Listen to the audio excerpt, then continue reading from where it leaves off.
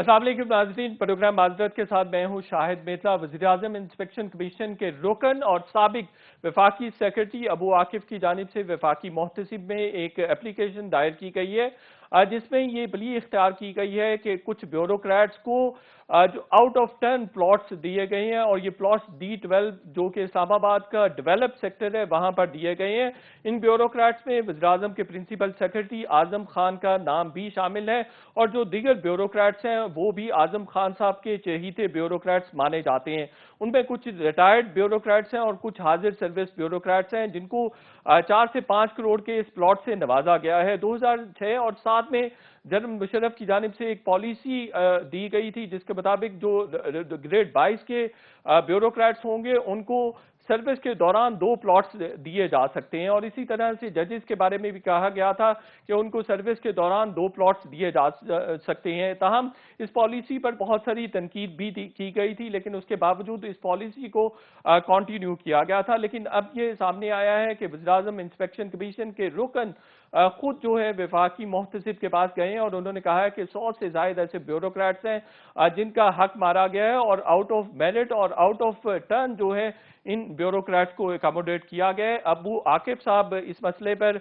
हमारे साथ गुफ्तगू करेंगे, प्रोग्राम में पार्टिसिपेट करेंगे और ओवरसीज पाकिस्तानी कोरोना वायरस के बायस पाकिस्तान में वापस आना चाहते हैं। इस हवाले से तर्जमान दफ्तर खारजा आयशा फारूकी साहिबा हमारे साथ होंगे, उनसे जानने की कोशिश करेंगे कि कब ये ओवरसीज पाकिस्तानी पाकिस्तान आ सकेंगे और उसके बाद हम ये भी जानने की कोशिश करेंगे कि पूरी दुनिया में वैक्सीन के मुख्तलिफ ट्रायल्स शुरू हो चुके हुए हैं। 10 से ज़्यादा वैक्सीन ऐसी हैं जो तैयार कर ली गई हैं और उनके इंसानी तजर्बात शुरू हैं।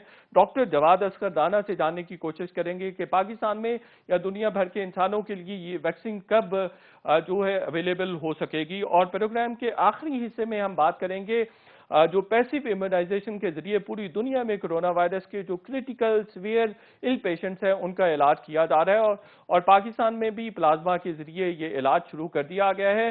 डॉक्टर ताहिर शमसी इस तरीका इलाज के रूहे रवां हैं और कुछ मरीज ऐसे भी हैं जिनको प्लाज्मा दिया गया है और बताया जा रहा है कि उनकी हालत काफी बेहतर है। तो एक छोटा सा ब्रेक लेते हैं और ब्रेक के बाद जब वापस आएंगे तो वज़ीर-ए-आज़म इंस्पेक्शन कमीशन के रुकन अबू आकिफ साहब हमारे साथ होंगे, उनसे जानने की कोशिश करेंगे कि किन ब्यूरोक्रेट्स को आउट ऑफ टर्न प्लॉट्स जो हैं वो दिए गए हैं। एक छोटे से ब्रेक।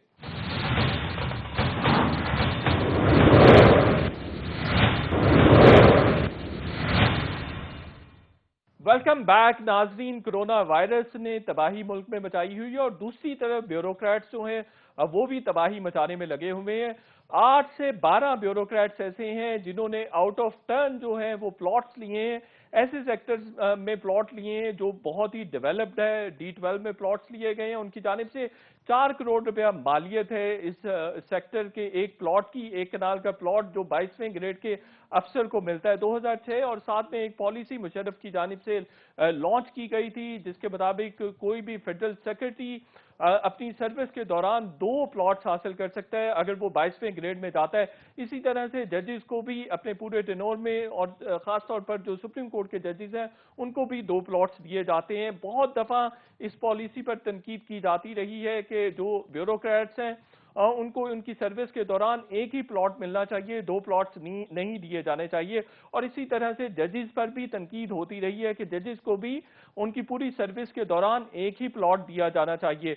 इसी तरह से जर्नलिस्ट भी बहुत सारे ऐसे नाम सामने आते हैं जिनके पास 2 प्लॉट्स हैं, बल्कि ऐसे नाम भी हैं जिन्होंने 3 प्लॉट्स भी डिफरेंट गवर्नमेंट से हासिल किए हुए हैं। पंजाब से किसी ने लिया हुआ है, फेडरल गवर्नमेंट से भी लिया हुआ है और अभी भी इस वक्त भी बहुत सारे जो सहाफती हलके हैं उनमें ये बहस गर्म रहती है कि सहाफियों को एक वक्त में और अपनी सर्विस के दौरान एक ही प्लॉट लेना चाहिए।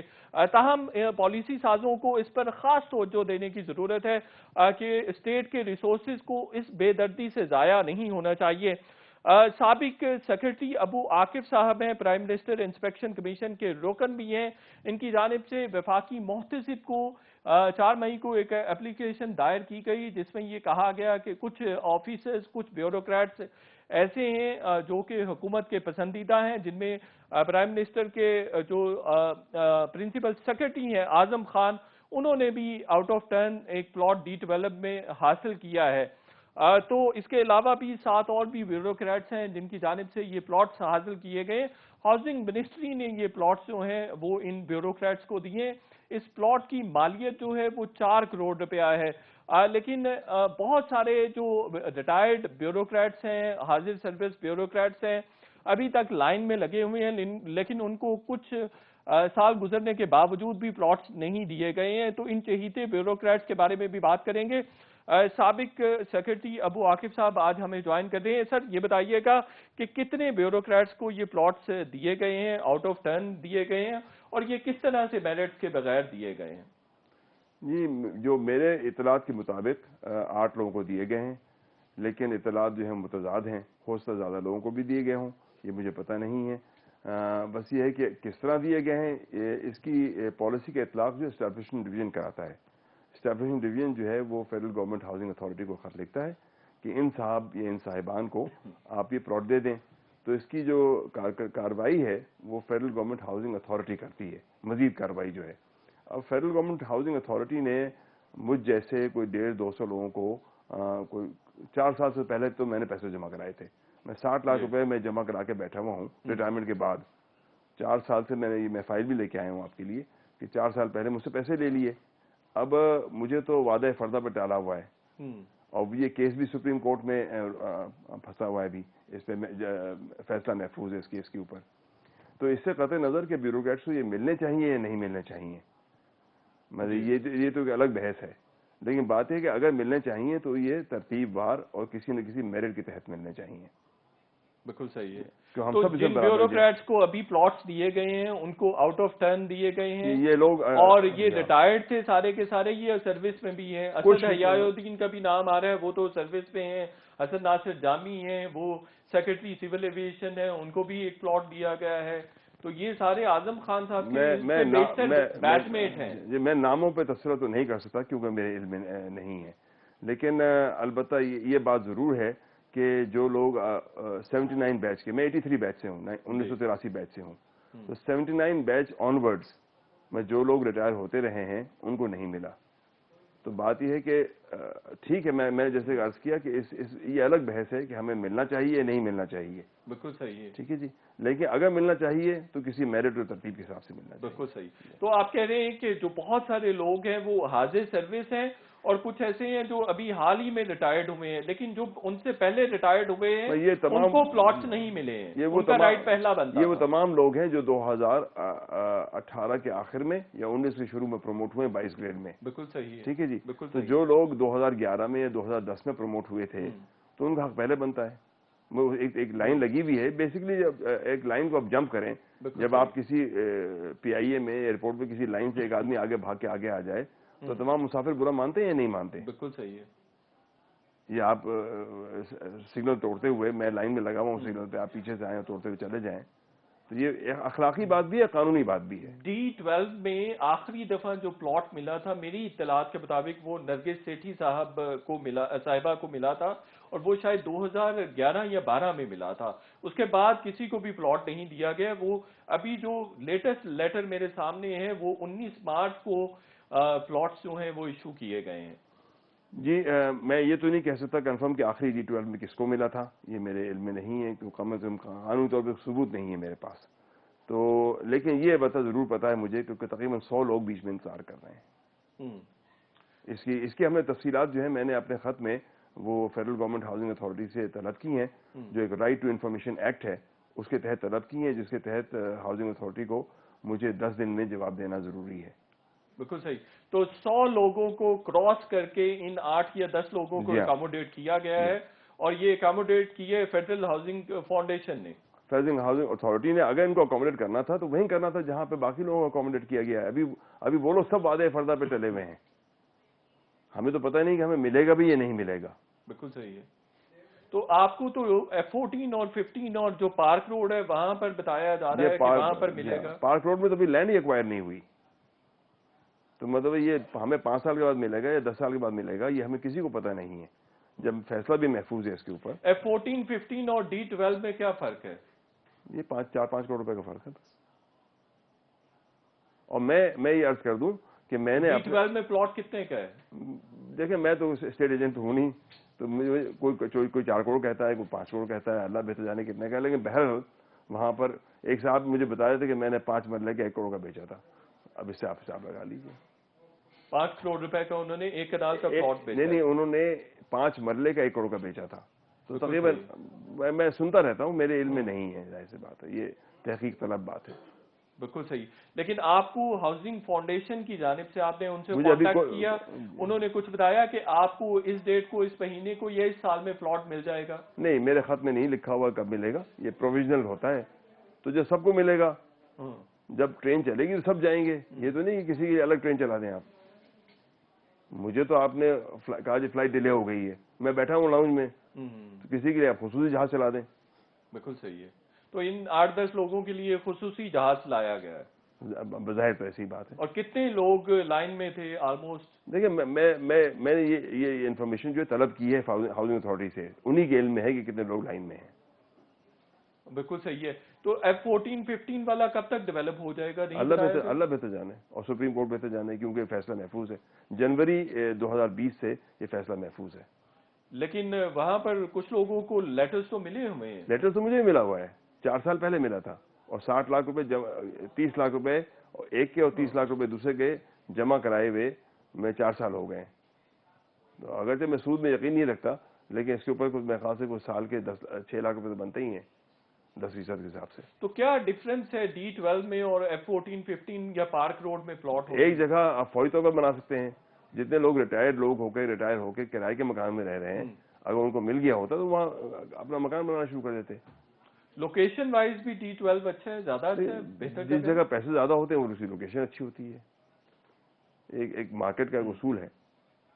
ابو عاقب صاحب، جو میرے پاس نام ہے، فضل یزدانی صاحب کو پلاٹ دیا گیا ہے، سید اعجاز علی شاہ واسطی ہیں ان کو دیا گیا ہے، میاں اسد حیات الدین صاحب کو دیا گیا ہے، ظفر حسن صاحب کو دیا گیا ہے، حسن ناصر جامی ہیں ان کو آؤٹ آف 10 پلاٹ دیا گیا ہے D12 میں، محمد اسلم ہے اور محمد اعظم جو وزیر اعظم کے پرنسپل سیکرٹری ہیں. کوئی اس میں سے نام آپ کنفرم کر سکتے ہیں؟ جی، میں نام کنفرم کرنے سے قاصر ہوں، کیونکہ میرے پاس قانونی ثبوت جو ہے وہ نہیں ہے. تو اب آپ کو کسی قسم کا آپ کے ایشو کو ریڈریس کرنے کے لیے کوئی نہیں کروائی گئی؟ دیکھیں، میں نے تو جو میں قانونی طور پہ کر سکتا تھا، میں نے ایک درخواست جن لوگوں نے جاری کیا ہے ان کو، جو اس کے مقتدر ادارہ ہے، اس کو میں نے خط لکھا ہے اور ان سے میں نے کہا کہ رائٹ ٹو انفارمیشن ہے میرا، کہ میرا یہ حق ہے کہ مجھے معلومات فراہم کی جائیں. تو جب وہ قانونی طور پر مجھے معلومات فراہم کریں گے. پھر آپ کو کیسے معلوم ہوا کہ ان لوگوں کو پلاٹس مل گئے ہمیں 8 یا 10 لوگوں کو پلاٹس مل گئے؟ جس طرح آپ جرنلسٹ ہیں، آپ کے بھی ذرائع ہیں، میرے بھی ذرائع ہیں. تو آپ کے ذرائع نے کنفرم کیا کہ 8 لوگوں کو پلاٹس دیے جا چکے ہیں اور آؤٹ آف 10 دیے جا چکے ہیں، جبکہ 100 کے قریب لوگ جو ہیں وہ لائن میں لگے ہوئے ہیں. کیوں میں لائن میں تو میں بھی لگا ہوں، تو کم از کم ایک متاثرہ شخص تو آپ کے سامنے بیٹھا ہوا ہے. آخری سوال یہ ہے کہ یہ جو پلاٹس ہیں، یہ جو پہلے ریٹائرڈ ہوگا اس کی پہلے باری آئے گی؟ جی یقیناً ایسے ہی ہوتا ہے. اور جو ایک پلاٹ تو ایج وائز ہوتا ہے، جو ریٹائرمنٹ کا قریب ہوتا ہے اس کو ملتا ہے، اور ایک 22 گریڈ کا پلاٹ ہے. تو یہ دونوں اسی وقت ملتے ہیں تقریباً کہ جب آپ ریٹائر ہو رہے ہوتے ہیں یا ریٹائرمنٹ سے پہلے ملیں. تو آدمی کے پاس، اکثر بیوروکریٹس جو ہیں وہ ایماندار ہیں، ان کے پاس سر چھپانے کی جگہ نہیں ہوتی. بالکل صحیح ہے. اور میرے جاننے والے ہیں جو 22 گریڈ لوگ کرائے پہ، کئی لوگ رہ رہے ہیں اسلام آباد میں. بالکل صحیح ہے. لیکن ان کو پلاٹس نہیں ملے. ان کو پلاٹس نہیں ملے. میں نے عرض کیا نا کہ ان پہ تو ان کو وعدے پہ ٹالا ہوا ہے آپ نے. بالکل صحیح ہے. ابو عاقب صاحب، آپ کا بہت شکریہ، آپ ہمارے ساتھ ہیں. وزیر اعظم کو اس بات کا نوٹس لینے کی ضرورت ہے کہ کچھ بیوروکریٹس کو آؤٹ آف 10 پلاٹس کیوں دیے گئے ہیں، بیلٹ کے بغیر پلاٹس کیوں دیے گئے ہیں اور مہنگے پلاٹس دیے گئے ہیں. اور اس بات کا بھی پالیسی سازوں کو جائزہ لینے کی ضرورت ہے کہ کسی بھی فرد کو، کسی بھی پروفیشنل کو ایک سے زائد مرتبہ پلاٹ نہیں دیا جانا چاہیے. جو اسٹیٹ کے، جو پاکستان کے ریسورسز ہیں، ان کا بے رحمانہ استعمال نہیں ہونا چاہیے. اگلے سیگمنٹ کی طرف بڑھیں گے اور اوورسیز پاکستانی جو پاکستان واپس آنا چاہتے ہیں ان کی تعداد 1 لاکھ سے اوپر چلی گئی ہوئی ہے، اور حکومت پاکستان یہ کوشش کر رہی ہے کہ ان کو جلد از جلد پاکستان واپس لایا جائے. اس سلسلے میں ترجمان دفتر خارجہ عائشہ فاروقی صاحبہ سے بات کریں گے. ایک چھوٹی سی بریک کے بعد وہ ہمارے ساتھ ہوں گی.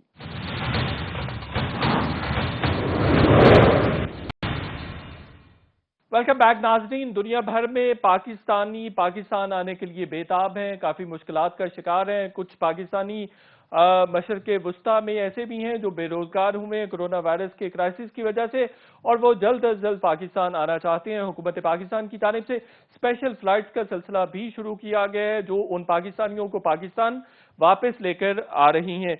आयशा फारूकी साहिबा, तर्जुमान दफ्तर खारजा, हमारे साथ हैं। इनसे जानने की कोशिश करते हैं कि कितने पाकिस्तानी अभी मुख्तलिफ ममालिक में फंसे हुए हैं और कितने रजिस्टर्ड हुए हैं। अस्सलाम वालेकुम जी आयशा फारूकी साहिबा, कैसी हैं आप? खैरियत, वालेकुम सलाम। अब मुझे ये फरमाइएगा कि कितने पाकिस्तानी अभी तक रजिस्टर्ड हुए हैं जो पाकिस्तान आना चाहते हैं, और कब तक आप उनको पाकिस्तान वापस लाने में कामयाब हो सकेंगे? जी मेथला साहब, जब से ये कोरोना वायरस का फैलाव हुआ है, पूरी दुनिया को इसने अपनी लपेट में ले लिया है। पाकिस्तानी मुख्तलिफ ममालिक में दुनिया भर में वापसी के ख्वाहिशमंद हैं। कुछ विजिट वीज़ा पे गए हुए थे, कुछ इलाज के सिलसिले में गए हुए थे, और कुछ वहाँ पे रहते थे। और अब इस वायरस का चूंकि हर मुल्क पे ही दबाव है, तो उनकी ख्वाहिश है कि वापस आए। अब तक 21 मार्च से 6 मई तक तकरीबन 19,000 से ज़्यादा पाकिस्तानी शहरी जो हैं मुख्तलिफ ममालिक से वापस आ चुके हैं। एक तमाम स्टेक होल्डर्स के साथ मिलकर एक जामे मंसूबा बनाया गया है रिपैट्रिएशन का, और स्पेशल फ्लाइट का सिलसिला शुरू हुआ है PIA के जरिए। अभी भी मुख्तलिफ ममालिक में, स्पेशली गल्फ में, एक बड़ी तादाद है जो मुतमन्नी है वतन वापस आने को। UAE में तकरीबन 60,000 लोग हैं जिन्होंने कॉन्सुलेट और UAE हमारी जो एम्बेसी है अबू धाबी में, वहाँ पे अपने आप को रजिस्टर करवाया है। इसी तरह सऊदी अरेबिया में तकरीबन 16,000 रजिस्टर्ड पाकिस्तानी हैं। कतर में तकरीबन 5,500 है। तो मुख्तलिफ मुल्कों में मुख्तलिफ तादाद में पाकिस्तानी जो हैं वो अपने आप को रजिस्टर करा रहे हैं, और इंशाल्लाह पीर से एक 5वां फेज शुरू होगा रिपैट्रिएशन फ्लाइट्स का, और कोशिश है कि ज़्यादा से ज़्यादा अपने हम वतन, हम वापस स्मूथली और सेफली वापस ला सकें। आयशा फारूकी साहबा, कोई डेडलाइन आप बता सकती हैं कि ये तमाम प्रोसेस जो है ये 1 महीने में कंप्लीट हो सकेगा, 1.5 महीने में, या 2 महीने में कंप्लीट कर लिया जाएगा? वैसे तो नंबर कोई 1 लाख के करीब है जो वापस आना चाहते हैं। जी मेरे साहब, तकरीबन 1,08,000 का अप्रॉक्सीमेटली इस वक्त हमारी जो कैलकुलेशन है उसके मुताबिक पाकिस्तानी दुनिया में मुख्तलिफ ममालिक में हैं जो वापस आना चाहते हैं। लेकिन चूंकि ये पेंडेमिक का सिलसिला अभी ख़त्म नहीं हुआ है, और ना ही हम इसके at the end of this tunnel हमें कोई तारीख नज़र आ रही है कि इस तारीख तक ये क्राइसिस जो है दुनिया भर में ख़त्म हो जाएगा, तो ये तादाद फाइनल नहीं है। इससे ज्यादा भी हो सकते हैं। It depends on the situation, बहुत फ्लूइड सिचुएशन है। बिल्कुल सही है। अच्छा फारूकी साहब, आखिरी सवाल ये बताइएगा कि वुहान में हमारे कोई 850 के करीब स्टूडेंट्स हैं, उनको भी लाने का फैसला किया गया है, उनको कब ला सकेंगे और कितनी फ्लाइट्स के जरिए ला सकेंगे? जी बिल्कुल, वुहान में जो हमारे स्टूडेंट्स हैं वो बहुत इंतहाई बहादुर और बहुत ही उन्होंने बर्दाश्त और करेज के साथ ये वक्त गुजारा है। वुहान में जैसे आप जानते हैं शुरू हुआ था ये पेंडेमिक, और उस वक्त एक खौफ की फिजा थी क्योंकि इस कोरोना वायरस के बारे में ज़्यादा मालूमात दुनिया में किसी को नहीं थी। तो बहुत ब्रेवली हमारे स्टूडेंट्स ने वहाँ इस क्राइसिस का मुकाबला किया है, और इंशाल्लाह 18 मई से स्पेशल फ्लाइट्स चलाई जाएंगी जो वुहान में जो हमारे लोग हैं और स्टूडेंट्स हैं उनको भी वापस लाया जाएगा। अच्छा फारूकी साहबा, आपका बहुत शुक्रिया। अगले सेगमेंट की तरफ बढ़ेंगे। डॉक्टर राना जवाद असगर साहब हमारे साथ होंगे, उनसे जानने की कोशिश करेंगे कि दुनिया भर में अब तक कोरोना वायरस की कितनी वैक्सीन बन चुकी हैं और कब ये वैक्सीन पाकिस्तान या दुनिया के मुख्तलिफ हिस्सों में इंसानों के लिए अवेलेबल होंगी। ताहम इस हवाले से काफ़ी अच्छी खबरें अब सामने आ रही हैं। एक छोटे से ब्रेक लेते हैं और ब्रेक के बाद डॉक्टर राना जवाद असगर साहब से बात करेंगे।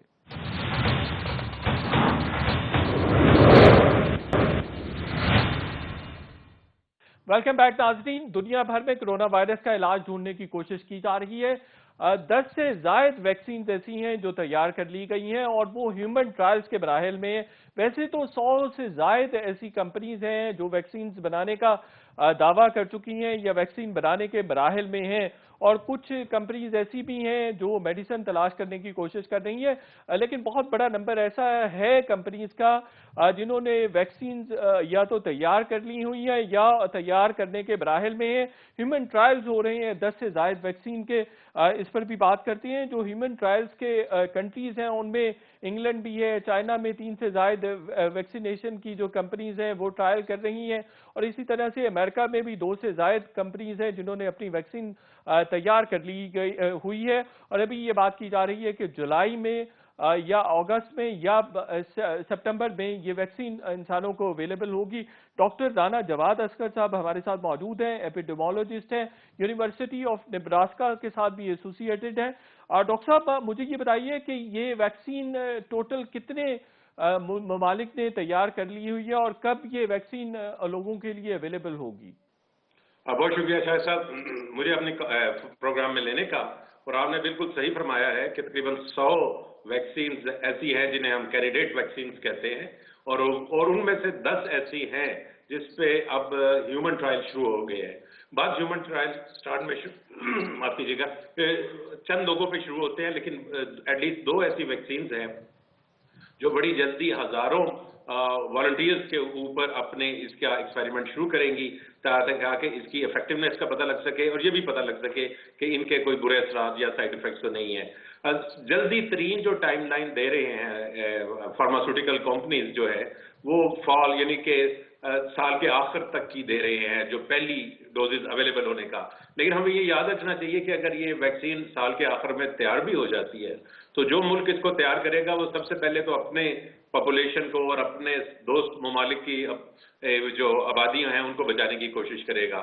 تو ہمارے لیے میرے لیے اچھی یہ بات ہوگی کہ بجائے ایک ملک اس کی ویکسین نکالے، یہ 3-4 ملکوں سے یہ ویکسین بننی شروع ہو جائے جس کے کافی امکانات ہیں، اور اس وجہ سے میں کافی پرامید ہوں کہ سال کے آخر میں نہیں تو اگلے سال کے بالکل شروع تک ہمارے پاس کوئی نہ کوئی افیکٹو ویکسین موجود ہوگی۔ سر میں رات ایک آرٹیکل پڑھ رہا تھا، موڈرنا جو امریکن کمپنی ہے انہوں نے سب سے پہلے ہیومن ٹرائلز سٹارٹ کیے تھے، وہ کہہ رہے ہیں جولائی میں ہم جو ہے اپنی پروڈکشن میں چلے جائیں گے، اور وہ جو ایسنشل ورکرز ہیں یا میڈیکل پروفیشنلز ہیں ان کے لیے وہ ویکسین اویلیبل ہوگی، تو عام انسانوں کے لیے تو وہ شاید سال کے اینڈ پہ یا فال میں ہو۔ جی بالکل آپ کی بات صحیح ہے، اور ایکچولی 2 جو یورپین بہت بڑی کمپنیز ہیں فارماسیوٹیکل کی انہوں نے بھی ہیومن ٹرائلز اس کے اوپر کرنے، ایک نے تو بڑی جلدی چند دنوں میں یا چند ہفتوں میں شروع کر رہے ہیں، اور دوسری بھی جو ہے اس کو اگلے 1-8 مہینے کے اندر شروع ہو رہی ہے۔ دیکھیے ویکسین کی جب جن کو بنا رہے ہوتے ہیں تو اس کے مختلف مراحل ہوتے ہیں، اور ان کا ایک مرحلہ یہ فیز 1 کا ہے کہ 1-8 والنٹیئر کو آپ نے ٹیسٹ کیا، اس کے بعد آپ نے سینکڑوں کو کیا۔ تو جو یہ 2 بڑی کمپنی ہے فارماسیوٹیکل بہت بڑی کمپنی ہے، وہ یہ کہہ رہی ہیں کہ وہ اکٹھے فیزز کو کر رہی ہیں ایکسپیریمنٹ کے بجائے اس کے کہ وہ 50-100 پہ کریں، وہ ہزاروں والنٹیئرز کے اوپر اس کا ٹیسٹ کرنے کا ارادہ رکھتی ہیں تاکہ جو اس کا فائنل رزلٹ ہے ہمیں پتہ لگ جائے یہ افیکٹو ہے کہ نہیں، وہ اس سال کے آخر سے پہلے پتہ لگ جائے۔ اور کوئی بھی ویکسین اس وقت تک مارکیٹ میں نہیں آئے گی جب تک اس کی 2 چیزوں کا نہ پتہ لگے ہمیں کہ کیا یہ مؤثر ہے، واقعی افیکٹو ہے بچانے سے، اور دوسرا کیا انسان کی صحت کے اوپر اس کے کوئی برے اثرات تو نہیں پڑتے۔ تو جب تک یہ 2 کرائیٹیریاز فلفل نہیں کرتی کوئی بھی ویکسین تو اس کو اجازت نہیں ملے گی۔ ڈاکٹر جواد صاحب یہ بتائیے گا کہ کچھ کمپنیز جو ضروری مراحل ہوتے ہیں 3 فیزز میں کسی بھی ویکسین کو ٹرائی کیا جاتا ہے، چیک کیا جاتا ہے، کچھ کمپنیز ایسی ہیں جنہوں نے پہلے فیز کے بعد ڈائریکٹ 2nd اور 3rd فیز شروع کر دیا ہوا ہے، تو یہ جو فیزز سکپ ہوئے اس سے کسی قسم کا نقصان ہو سکتا ہے، ریزلٹس پر کسی قسم کے اثرات غلط مرتب ہو سکتے ہیں؟ نہیں، اور جس ویکسین کا آپ اشارہ دے رہے ہیں یہ ایکچولی 2 بڑی فارماسیوٹیکل کمپنیز ہیں جنہوں نے اپنی یہ اکٹھے ہو کے اس فیصلہ کیا ہے کہ بجائے ہم فیز 2 پہ جائیں اور پھر فیز 3 میں جائیں ہم اس کو اکٹھا کرتے ہیں۔ اس کا مطلب ہے کہ جو ان کا سیفٹی پروفائل اس دوائی کا آلریڈی موجود ہے، اور ان میں سے ایک کمپنی جو اس کا ایک کمپوننٹ بناتی ہے وہ کمپوننٹ اس نے دوسری ویکسینز میں آلریڈی استعمال کیا ہوا ہے، اس وجہ سے ایک حصے کا تو سیفٹی پروفائل ہمارے پاس موجود ہے۔ جو دوسرا ہے اس کا میرے خیال سے وہ اسی وجہ سے انہوں نے اس کو ایکسپینڈ کر رہے ہیں اور ان کو ظاہر ہے ریگولیٹرز ان ملکوں کی اجازت دیں گے تبھی وہ اس کو ایکسپیریمنٹ کر سکیں گے کہ تاکہ جو دنیا کو اتنی بڑی مصیبت ہے اس سے ہم جلدی سے جلدی نکلنے کا کوئی راستہ کریں. کیونکہ آپ جس طرح دیکھ رہے ہیں کہ کنٹریز جنہوں نے لاک ڈاؤن بھی کیے اور بڑے سخت کیے ان کو بھی اب یہ سمجھ نہیں آ رہی کہ ویکسین کی غیر موجودگی میں وہ اپنے ملک کو چلائیں کیسے, اور اس وجہ سے تمام دنیا کی اشد ضرورت ہے کہ افیکٹو ویکسینز, اور میں ویکسینز کہہ رہا ہوں, میں ایک نہیں کہہ رہا, اور یہ بڑا ضروری ہوگا کہ مختلف ممالک سے یہ ویکسین نکلے, ویکسینیں ہمارے پاس اس سال کے آخر یا اگلے سال کے شروع تک آ جائیں. کوئی ایسا ویکسین کینڈیڈیٹ ہے جو تھرڈ ٹرائل میں چلا گیا ہو؟ چائنا کی ایک دو کمپنیز ہیں جیسے سائنو ویک ہے, وہ شاید تھرڈ فیز میں جا چکی ہوئی ہے اور اسی نے پاکستان کو بھی اپروچ کیا تھا.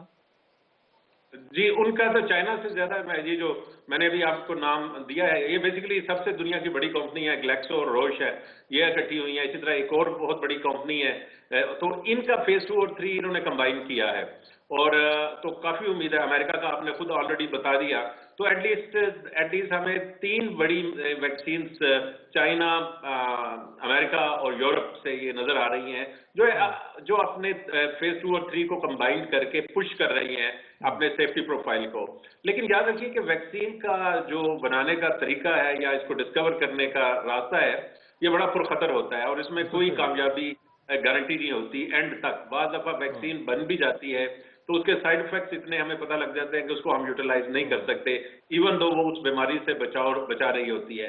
تو یہ بڑا بیلنس کرنا, اور اس میں امید ہے, اور اسی وجہ سے یہ بڑا اچھا ہے کہ بہت سارے جو حکومتیں ہیں, بڑے امریکہ ہے, یورپین ممالک ہے, وہ فارماسیوٹیکل ان کمپنیز کے اندر خود بھی فنڈنگ کر رہے ہیں تاکہ یہ گھبرائیں نہیں کہ یہ نہ ہو کہ ہم اتنی بڑی ریسرچ کریں, اتنا کام کریں, اس کے بعد ویکسین چلے نہ اور ہم تباہ ہو جائیں. تو اس وجہ سے ان کو فنڈنگ بھی جو یورپین ممالک اور ڈیولپ کنٹریز ہیں وہ دے رہے ہیں تاکہ جلدی سے جلدی کوئی نہ کوئی ان تمام ویکسینوں کے اندر کو ہم افیکٹو ایسی ویکسین ڈھونڈ سکیں جس سے نو انسانی کا فائدہ ہو سکے. ڈاکٹر صاحب, آکسفورڈ یونیورسٹی کی تیار کردہ ویکسین کی میس پروڈکشن بھارت میں شروع ہو چکی ہوئی ہے, تو اس پروسیس کو بڑا رسکی بھی کہا جا رہا ہے. آپ نے خود بھی بتایا, ہم نے بھی پڑھا ہے کہ کمپنیز جو ہیں جوائنٹ وینچرز کر رہی ہیں اور میس پروڈکشن کے لیے بڑی بڑی کمپنیز آپس میں مل بھی رہی ہیں. تو یہ بھارت نے جو اب امریکہ جو آکسفورڈ یونیورسٹی کی ویکسین بنانے کے لیے جوائنٹ وینچر کیا ہے, تو آپ سمجھتے ہیں کہ یہ جولائی اگست تک مارکیٹ میں اویلیبل ہوگی, اور یہ کیا زیادہ رسکی ہو جائے گا؟ یہ میں نے بھی بالکل ایسا ہی پڑھا ہے, اور ایکچولی بل گیٹس نے آج سے کچھ عرصہ پہلے یہ کہا تھا کہ دنیا کو یہ چاہیے کہ وہ $10 ارب اور ایلوکیٹ کر لے اور $1 ارب دے دے یہ جو 10 کینڈیڈیٹ ویکسینز کی ہے, اور ان کے ساتھ ان کی فیکٹریاں بھی لگانی شروع کر دے. اس کا انتظار نہ کریں کہ پہلے یہ دوائی افیکٹو ہوگی تو پھر ہم اس کی ماس پروڈکشن کا سوچیں گے. یہ ساتھ ساتھ چلیں, اور ہو سکتا ہے ہمیں 10, 15, 20 ارب ہمارے ضائع ہو جائیں کیونکہ اینڈ پہ 1 یا 2 ویکسینز افیکٹو ہوں, لیکن ہماری وہ فیکٹریاں کا وہ سسٹم ضائع ہو جائے جو ہم نے یہ سوچ کے لگائے تھے کہ اگر یہ ساری کی ساری ٹھیک اگر افیکٹو ہو جائیں تو یہ ماس پروڈکشن میں آ جائے.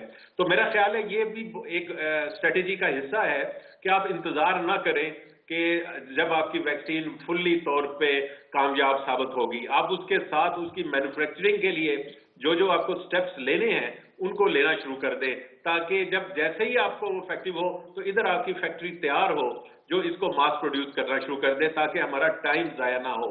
یہ ایک اسٹریٹجی بالکل ضرور ہے, اور میرا خیال ہے آج کے دور میں جتنا دنیا کی اکانومی کا نقصان ہو رہا ہے اس میں 10-20 ارب روپیہ ڈالر ڈوب بھی جائے تو کوئی اتنی بڑی اماؤنٹ نہیں ہے. بالکل صحیح. پاکستان میں بھی کسی ویکسین کے ہیومن ٹرائلز ہو رہے ہیں, چین نے ہمیں آفر کیا تھا, اس کے ساتھ ہم نے نیگوشیٹ کرنے کی کوشش کی تھی, اب وہ ٹرائلز سٹارٹ ہو گئے ہیں یا نہیں ہوئے ہیں؟ دیکھیے نہیں, جہاں تک میرا علم ہے اور میرا اخباری علم ہی ہے, ہم پاکستان میں کوئی ٹرائل ویکسینز کے میرے علم میں نہیں ہے کہ ہو رہے ہوں, اور اس کی ایک وجہ یہ ہے کہ ہمارے پاس ویکسین کے لیے ٹرائل کرنے کے لیے ایک پورا ریگولیٹری سیٹ اپ بھی ہونا چاہیے. تو میرا نہیں خیال کہ پاکستان کے پاس اس لیول کا ریگولیٹری سیٹ اپ ہے. تو پھر ویسٹ اور بعض دفعہ بعض دوسرے ممالک یہ کرتے ہیں کہ جو غریب ممالک ہیں ان کی پاپولیشن پہ اپنی دوائیاں اور ویکسین ٹرائی بھی کر لیتے ہیں. تو ہمیں تھوڑا سا محتاط رہنا چاہیے کہ اگر ٹرائل ہماری پاپولیشن پہ ہونا ہے تو اس دوائی کا ایکچولی सेफ्टी प्रोफाइल अच्छा खासा स्ट्रांग हो, ताकि तब हम ये ना हो कि हमारे लोग, हमारे पाकिस्तान की पॉपुलेशन लाइक गिनी पिग्स यूज हो। तो ये इसमें थोड़ी सी एहतियात की जरूरत है, लेकिन अगर उस मुल्क के अंदर खुद ये ट्रायल हो रहा है, उन्होंने रेगुलेटरी इजाजत दे दी हुई है, तो फिर मेरा ख्याल है इसको देखा जा सकता है, लेकिन इसको देखना बड़ा साइंटिफिकली जरूरी है। डॉक्टर राना जवाद असगर साहब, आपका बहुत बहुत शुक्रिया। अगले सेगमेंट की तरफ बढ़ते हैं। डॉक्टर ताहिर शमसी साहब माहिर इमदाद खून हमारे साथ होंगे। प्लाज्मा के जरिए कोरोना वायरस के जो क्रिटिकल इल पेशेंट्स हैं उनका इलाज कर रहे हैं, और सबसे पहले उन्होंने सजेस्ट किया था कि कोरोना वायरस के जो क्रिटिकल इल पेशेंट्स हैं उनका इलाज प्लाज्मा के जरिए, पैसिव इम्यूनाइजेशन के जरिए किया जा सकता है। और अब प्लाज्मा कुछ मरीजों में इंजेक्ट किया गया है कराची में और मुल्क के दीगर हिस्सों में। उनसे जानने की कोशिश करेंगे कि उनकी हालत अब कैसी है जिन मरीज को दिया गया है, और उनके रिजल्ट्स कैसे मस्बत आ रहे हैं। एक छोटे से ब्रेक लेते हैं और ब्रेक के बाद डॉक्टर ताहिर शमसी हमारे साथ होंगे।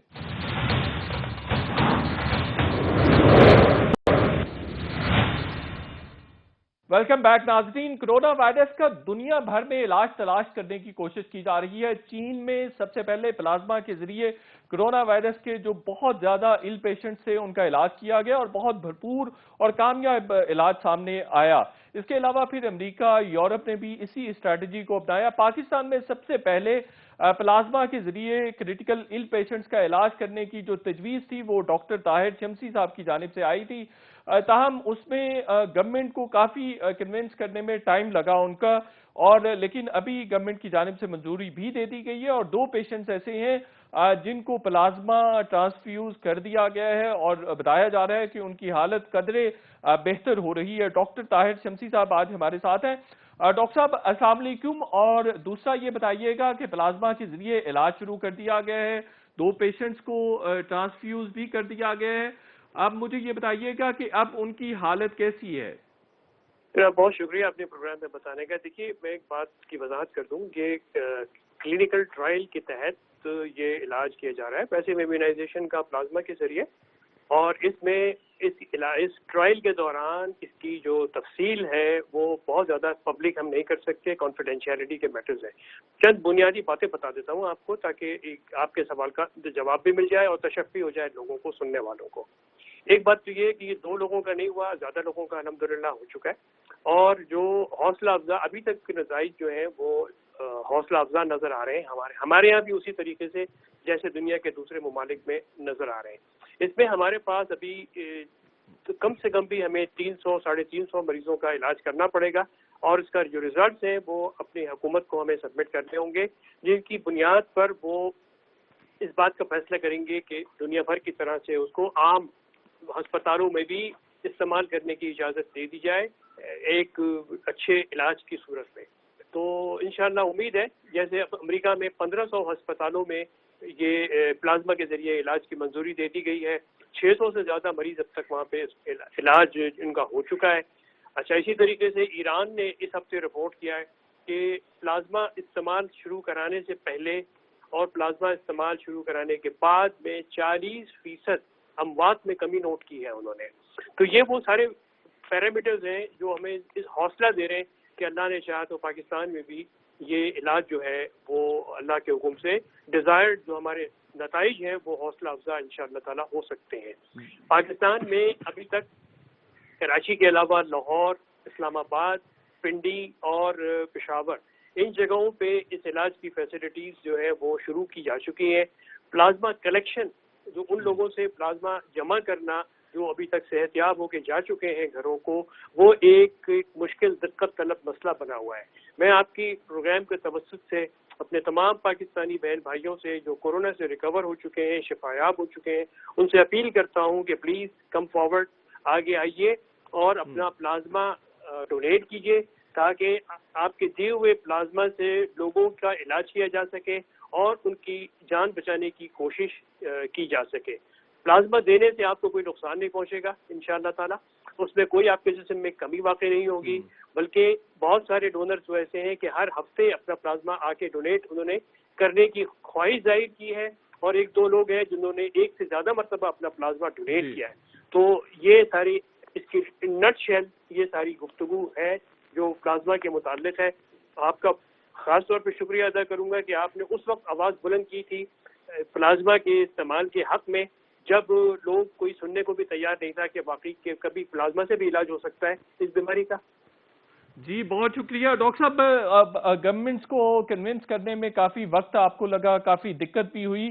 اب مجھے بتائیے گا کہ چاروں پروونشل گورنمنٹس آن بورڈ ہیں، چاروں گورنمنٹس کو آپ اپنی سروسز پرووائڈ کر رہے ہیں؟ جی ہاں بالکل، اتنا زیادہ میڈیا پہ آگے بات کرنے کا مقصد ہی یہی تھا کہ یہ ایک بےحد مہنگا علاج ثابت ہو سکتا ہے، تو جب تک کہ گورنمنٹ اس کو اون نہیں کرے گی اس وقت تک یہ عام کسی شخص کو، ایک عام غریب آدمی کو اس کی ایکسس میں یہ علاج نہیں آئے گا۔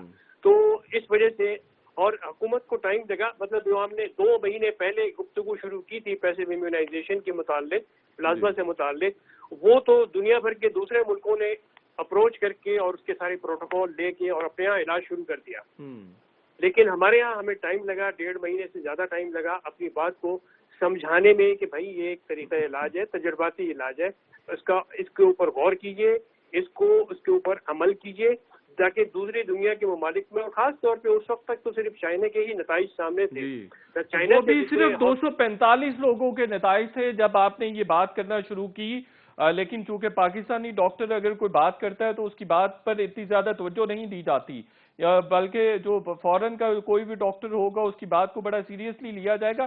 ڈاکٹر طاہر شمسی صاحب یہ فرمائیے گا کہ یہ جو کلینکل ٹرائلز ہیں یہ کب تک مکمل ہو جائیں گے، اور کیا یہ جو کلینکل ٹرائلز ہیں یہی اب طریقہ علاج بھی شمار ہو سکے گا کہ اسی میں بہت سارے پیشنٹس کو پلازما ٹرانسفیوز کر دیا جائے گا؟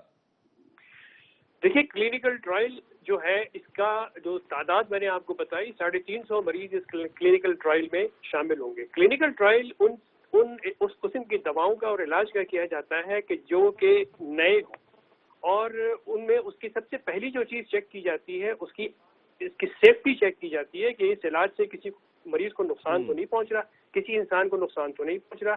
جب سیفٹی انشور کر لی جاتی ہے تو اس کے بعد اس کے بینیفٹس کی باری آتی ہے کہ اس سے کیا فائدہ ہو رہا ہے، کیا وہ بینیفٹس جو ہم نے تصور کیے تھے یا ایک طرح کا ہائپوتھیسس کیا تھا کہ اس سے فلاں فائدہ ہوگا، وہ حاصل ہو رہے ہیں، کتنے % حاصل ہو رہے ہیں۔ جب یہ چیزیں سامنے آ جاتی ہیں، نتائج سامنے آ جاتے ہیں، تو اس کے بعد یہ جو ڈرگ ریگولیٹری اتھارٹی یا حکومتی ادارے ہیں پھر اس کے بعد اس بات کا فیصلہ کرتے ہیں کہ اس کو ایک اسٹینڈرڈ ٹریٹمنٹ کے طور پہ پورے ملک کے ہسپتالوں میں اجازت دے دی جائے کہ وہاں پر استعمال کیا جا سکتا ہے، یا اس کے اندر اللہ معاف کرے اگر کسی علاج کے نتائج ایڈورس ریئیکشن زیادہ ہوں تو اس کو وہیں روک دیا جاتا ہے کہ نہیں یہ سیف نہیں ہے، اس کو بند کر دیں اور اس کے متعلق آپ بات نہ کریں آئندہ۔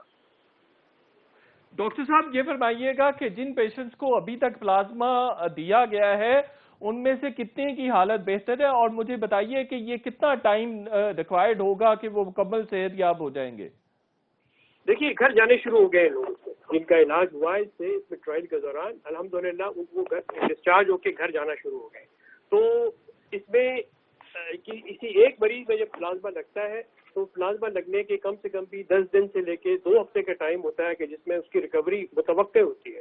کچھ میں جلدی بھی ہو سکتی ہے، 8ویں دن بھی ہو سکتی ہے، لیکن یہ کم سے کم ٹائم ہوتا ہے کہ جس میں اس کو آبزرویشن میں رکھنا پڑتا ہے، اس کی نگہداشت کرنی پڑتی ہے، اور اس کے بعد جب ہر چیز نیگیٹو ہو جاتی ہے اور وہ انسان جو ہے وہ نارمل زندگی کی طرف نارمل حالت میں آ جاتا ہے تو اس کے بعد گھر بھیجتے ہیں۔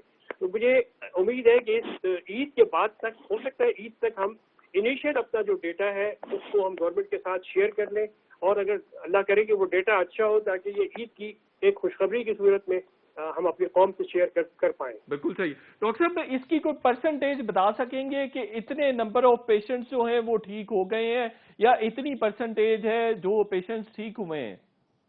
دیکھیے ابھی تعداد ہاتھوں میں انگلیوں میں گننے والی ہے، تو اس کے اندر پرسنٹیج کی بات، کیونکہ کانفیڈینشیلٹی والی بات ہوتی ہے اس میں کلینکل ٹرائل میں، تو بہت ساری چیزیں میں آپ کو اس وقت تفصیل سے نہیں بتا سکوں گا، نمبرز نہیں بتا سکوں گا۔ بالکل صحیح ہے۔ عید تک انشاءاللہ تعالیٰ اس قابل ہو جائیں گے جب ہم گورنمنٹ کے ساتھ شیئر کر لیں گے انیشیل ڈیٹا، تو اس کے بعد یہ خوشخبری کے طور پہ اللہ کرے، میں آپ سے بھی کہتا ہوں کہ دعا میں شامل ہوں ہمارے ساتھ کہ اللہ پاک ان تمام لوگوں کو شفا عطا فرمائے کہ جو کورونا کا شکار ہے اور جو ان کا علاج ہو رہا ہے پلازما کے ذریعے ان کو بھی اللہ تعالیٰ اپنے حفظ و امان میں رکھے اور وہ ریکور ہو جائے. بالکل صحیح ہے. یہ فرمائیے گا کہ جن پیشنٹس کو ابھی تک پلازما دیا گیا ہے ان کی حالت کیسی تھی؟ وہ کریٹیکل تھے یا سٹیبل تھے، ماڈریٹ تھے، کیسی سچویشن تھی ان کی؟ ان میں سے زیادہ تر لوگ جو ہے بہت ہی سیویئر تھے، کریٹیکل تھے، اور کچھ لوگ جو تھے وہ ماڈریٹ کے سیویئر تھے. تو یہ ظاہر ہے کہ جس کو منیمم سمٹمز ہوتی ہیں اس کو تو یہ پلازما نہیں لگایا جاتا. اس کلینکل ٹرائل میں ہم دیکھنا ہی یہ چاہتے ہیں کہ کتنے % لوگ جو ہے وہ ان کو ہم وینٹیلیٹر پہ جانے سے بچا سکتے ہیں. تو یہی ہمارا ٹارگیٹ ہے کہ ہمیں وینٹیلیٹر پہ نہ ڈالنا پڑے مریضوں کو، اس کے بغیر ہی وہ ریکور ہونا شروع ہو جائے. تو ڈاکٹر صاحب کوئی ایسا ایک آدھ پیشنٹ تھا جو وینٹیلیٹر پر تھا اور تب اس کو پلازما دیا گیا، یا ایسا پاسبل ہے کہ جو وینٹیلیٹر پر پیشنٹ چلا جاتا ہے اس کو پلازما دیا جا سکے؟ جی، جو ابھی تک جو مریض ہیں ان میں وینٹیلیٹر والے بھی تھے اور وینٹیلیٹر سے وہ ریکور بھی ہو گئے. دوسری بات یہ ہے کہ وہ لوگ جو کہ ایک ہفتے سے زیادہ اگر وینٹیلیٹر پہ ہوں تو وہ اس پلازما سے صحیح ہونے کے امکانات چائنیز اسٹڈیز کے مطابق ان میں امکانات نہیں ہوتے کہ وہ ٹھیک ہو. تو ہماری جو پوری کوشش یہ ہے کہ ہم ان کو لگائیں گے کہ جو وینٹیلیٹر پہ جانے کے جن کے امکانات بہت زیادہ ہوں اور ہم ان کو وینٹیلیٹر پہ جانے سے بچا سکیں. بالکل صحیح. ڈاکٹر صاحب آخری سوال یہ بتا دیجیے گا کہ یہ جو 350 پیشنٹس کا ٹارگٹ آپ نے رکھا ہے یہ چاروں صوبوں کے لیے، پورے پاکستان کے لیے رکھا ہے یا صرف سندھ کے لیے رکھا ہے؟ اور کیا ابھی جو ٹرائلز ہو رہے ہیں یہ چاروں صوبوں میں ہو رہے ہیں یا صرف سندھ میں ہی ہو رہے ہیں؟ انشاءاللہ تعالیٰ چاروں صوبوں میں ہی ہو رہے ہیں، اور یہ نمبر بھی جو ہے، یہ تعداد بھی ہے، یہ سارے کے سارے سینٹرز جو بھی پارٹیسپیٹنگ سینٹرز ہیں ان میں یہ انرول کیے جائیں گے پیشنٹ پورے پاکستان کے لیے. ڈاکٹر طاہر شمسی صاحب آپ کا بہت بہت شکریہ. شو کا وقت ختم ہو گیا. انشاءاللہ کل پھر آپ سے ملاقات ہوگی. کل تک کے لیے اجازت. اللہ حافظ.